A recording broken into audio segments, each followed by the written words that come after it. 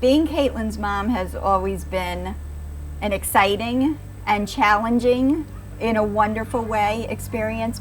Caitlin's always been a very outgoing, funny person. She always wants to make people laugh. She never gets embarrassed. It's one of her great qualities.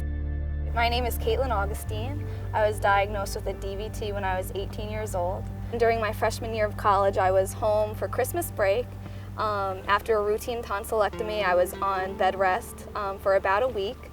And all of a sudden I started experiencing these different symptoms, and then progressively as time went on, the pain it moved into my leg, all into my abdomen, to the point where I could not walk, I couldn't get out of bed. We were bringing Caitlin to many doctors, many different types of doctors, who each came up with their own diagnosis. But at no point did any doctor suspect a blood clot.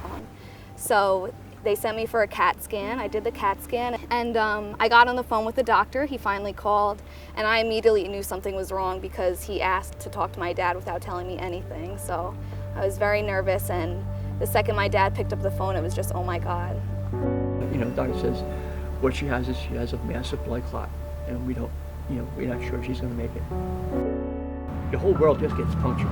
It just lets everything out of you. It takes everything right out of you. We learned that it was DVT, deep vein thrombosis, and at the time we had no idea what that meant. That was like a foreign language to us. We had never heard of that before. And I heard DVT, and I heard blood clot, and I heard extensive.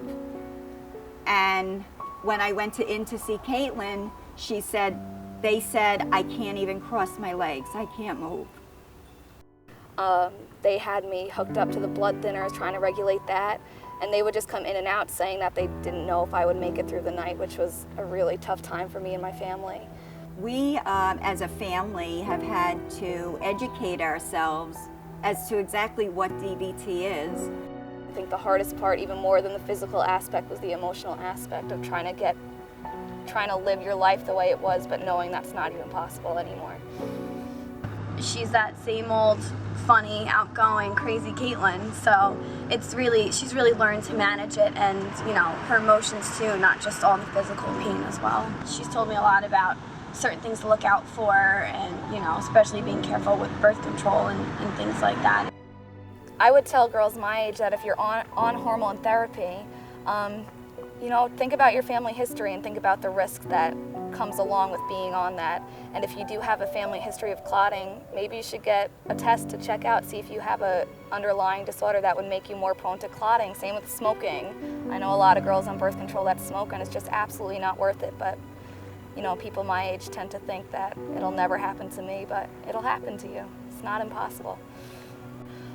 So in order to truly educate myself, I would go on the internet, and I found different nonprofits and different organizations that's main purpose was to educate people about DVT, and I got in contact with them, and they sent me materials, and that's when I truly started learning about what was wrong with me.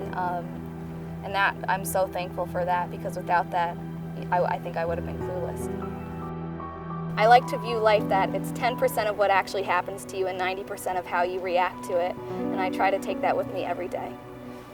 That's something that I'm just going to have to live with, but as long as I'm alive, that's all that matters.